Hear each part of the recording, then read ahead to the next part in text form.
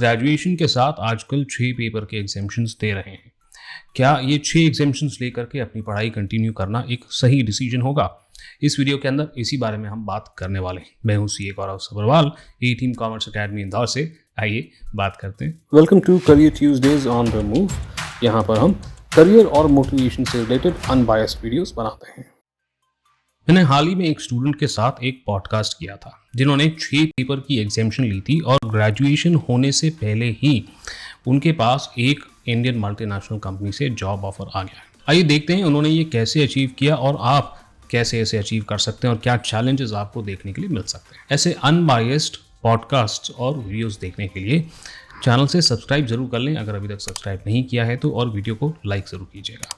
आइए अपना डिस्कशन शुरू करते हैं। अगर आप ये 6 पेपर के एग्जाम्शंस ले रहे हैं तो बेहद ज़रूरी हो जाता है कि आपको सेट करना चाहिए गोल अपने बाकी के पेपर क्लियर करने के लिए। देखें राघव का क्या कहना है इस बारे में। Then every year I am giving 2 exams.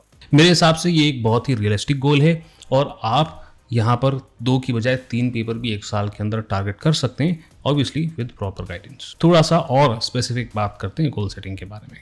ये देखिए, So I don't give daily targets and keep weekly or monthly targets.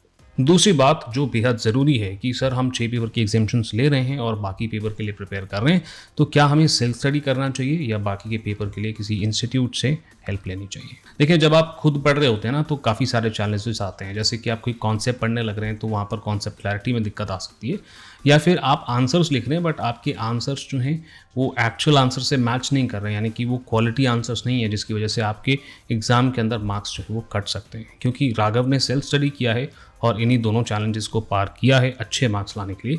आइए देखें उनका क्या कहना है।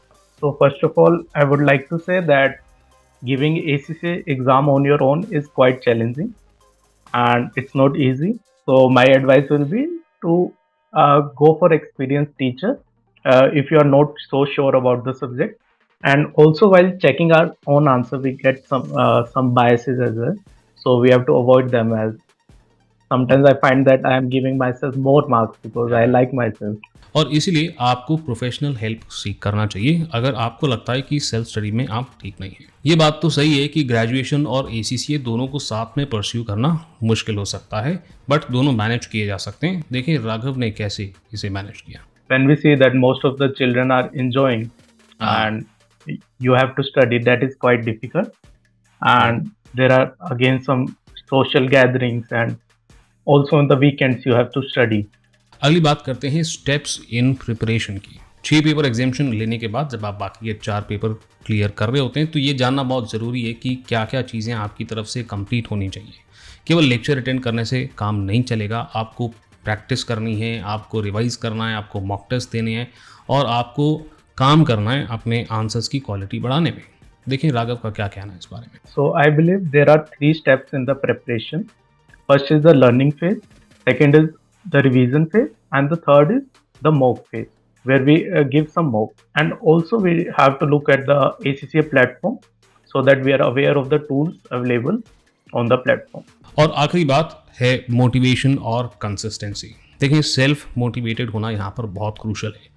कुछ वीडियोस वगैरह देख करके या किसी से बात करके शॉर्ट टर्म हम मोटिवेशन तो ले सकते हैं, बट अगर हमें लॉन्ग टर्म मोटिवेशन चाहिए, अगर हमें ACCA के बाकी पेपर्स क्लियर भी करना है तो आपकी नज़र में एक लॉन्ग टर्म मोटिवेशन होनी चाहिए। देखिए राघव का क्या कहना है इस बारे में। Motivation is always from ourselves, as it is from our within, and self motivation is something that can have a long term impact, as you can see your future self getting something good in the future. चलिए जी, तो अब बारी आती है final verdict की। देखिए 6 exemptions लेने में और 6 पेपर क्लियर करने में अबाउट सेम टाइम लगता है। कुछ लोग 6 पेपर 1 साल से कम समय में भी क्लियर कर लेते हैं, बट फिलहाल मानकर चलते हैं कि सेम टाइम लग रहा है। और 6 एग्जाम्शंस लेने के बाद भी आप सेकेंड ईयर के अंदर ही बाकी पेपर्स की पढ़ाई करना शुरू करते हैं। आपको यहाँ पर एक क्लियर गोल होना बहुत ज़रूरी है और यहाँ पर एक लॉन्ग टर्म मोटिवेशन बहुत ज़रूरी है ताकि आप कंसिस्टेंटली ACCA के रिमेनिंग पेपर्स के लिए पढ़ भी पाएँ और समय समय पे एग्ज़ाम भी दे पाएँ। पर देखिए फैक्ट तो यही है कि मैक्सिमम स्टूडेंट्स जो 6 पेपर की एग्जाम्शन लेकर के ग्रेजुएशन करते हैं उनमें ये लॉन्ग टर्म मोटिवेशन मिसिंग होने के कारण वो या तो बाकी के किसी भी पेपर को क्लियर नहीं कर पाते हैं या फिर ग्रेजुएशन खत्म होने तक हार्डली 1 या 2 पेपर ही क्लियर कर पाते हैं। तो इवन इफ आप 6 पेपर की एग्जाम्शंस ले रहे हैं ACCA को परस्यू करते समय, आपको ये ध्यान रखना है कि अभी भी आपकी जर्नी जो है बेहद आसान नहीं हुई है, क्योंकि आपको अभी भी 7 डिफ़िकल्ट ACCA के पेपर्स क्लियर करना बाकी है। और यहाँ पर अगर मोटिवेशन की कमी होती है तो आप आगे नहीं बढ़ पाएंगे। 6 पेपर एग्जाम्शन लेने के बाद भी आपका ACCA कंप्लीट नहीं हो पाएगा। I thank Raghav for taking part in this podcast and motivating the students to work harder. और आखिरी में मेरा भी यही मैसेज है, ले सकते हैं आप 6 पेपर की एग्जाम्शंस, बट अगर आपको ये माइंड में बिल्कुल क्लियर है कि आपने ACCA क्लियर करना है और आपके दिमाग में एक लॉन्ग टर्म मोटिवेशन उसे क्लियर करने की है, तो याद रखें ये 6 पेपर एग्जाम्शंस लेने से आपकी लाइफ आसान नहीं होगी। आपको अभी भी उतनी ही मेहनत करनी है जितनी बाकी ACCA स्टूडेंट्स को करनी है जिन्होंने ये 6 एग्जाम्शंस नहीं ली। आई होप आपको ये वीडियो पसंद आई हो, इसमें से आपकी थोड़ी सी हेल्प हुई हो।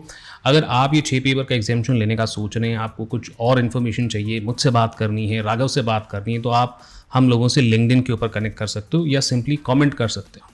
अभी के लिए इतना ही, मैं आपसे मिलता हूँ अगले वीडियो में।